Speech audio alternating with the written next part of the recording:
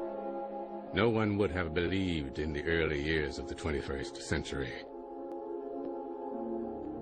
that our world was being watched by intelligences greater than our own.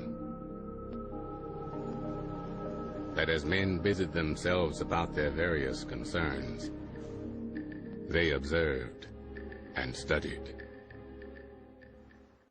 People can be made to enjoy a state of affairs which, by any decent standard, they ought not to enjoy. Are we creating a new world order? Does anybody want to talk about the new world order? Is there a new world order out there, or is this a vision that exists in the... He does have his vision, there's no doubt about that. But does that exist in the president's mind, or does it exist out there in reality? This president sees this episode as the first test case, as the first example for the new world order he is trying to organize.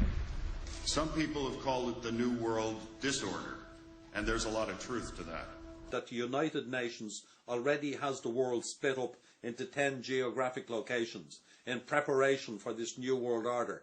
Novus Ordo Seclorum is coming. We have before us the opportunity to forge for ourselves and for future generations a new world order. That we needed a new world order, and instead it looks like we got a lot of disorder. I think a new world order is emerging, and with it the foundations of a new and progressive era of international cooperation. We have many enemies. Mankind cannot comprehend the new world order. The affirmative task we have now is to actually create a new world order, because the global order is changing again. And together they helped to create, were the principal leaders in creating, a new world order and a winning strategy in the Cold War. Dead in his world, dead with him, and a new world beginning. We are part of a new world order. And as the recently departed Admiral William J. Crowe once said, it's long on new, and it's short on order. If we are living in a new world order, always remember that demons are merely a manifestation of the future of our race. We are all inherently divine, the co-creators of the new world order. In this fashion, we shall create gods in our own image.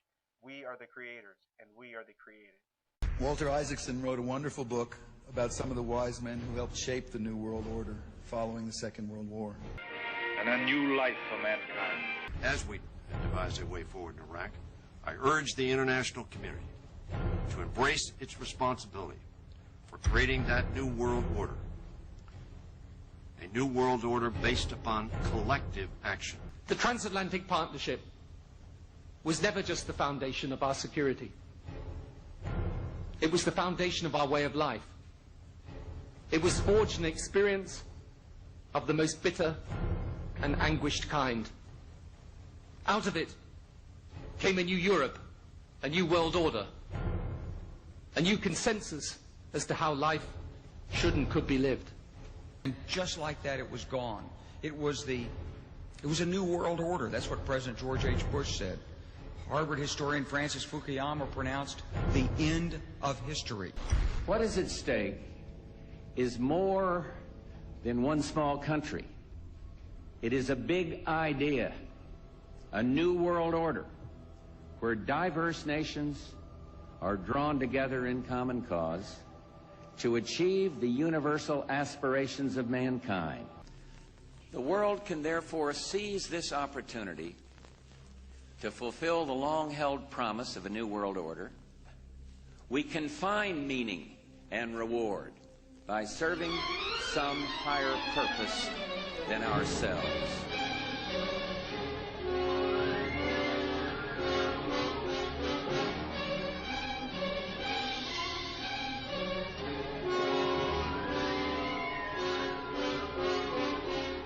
This could be the beginning of the end for the human race. For what men first thought were meteors or the often ridiculed flying saucers are in reality the flaming vanguard of the invasion from Mars. Looks like they're going to come out of that gully pretty soon. We'll have to rush our defenses to be ready when they do. The guy can need plenty of reinforcements. We'll get them. Lieutenant, look! They slash across country like scythes, wiping out everything that's trying to get away from them. That explains why communication is cut the moment their machines begin moving. Montreal's blacked out. Nothing more's come through. Same thing that happened on the Pacific coast. Anything from them yet? No, Mr. Secretary. We've had nothing from San Francisco for over 5 hours. The nations of the world mobilize their armed might, rushing to defend the Earth against the unknown weapons of the super race from the Red Planet. Is there nothing that can stop the Martian death machines? Guns, tanks, bombs. They're like toys against them. We know now that we can't beat their machine. We've got to beat them. All over the world, human beings cower before the onslaught of these unearthly enemies, whom no one has ever seen. Panic that sweeps around the globe as the great masses of mankind flee blindly in a headlong stampede of hysteria.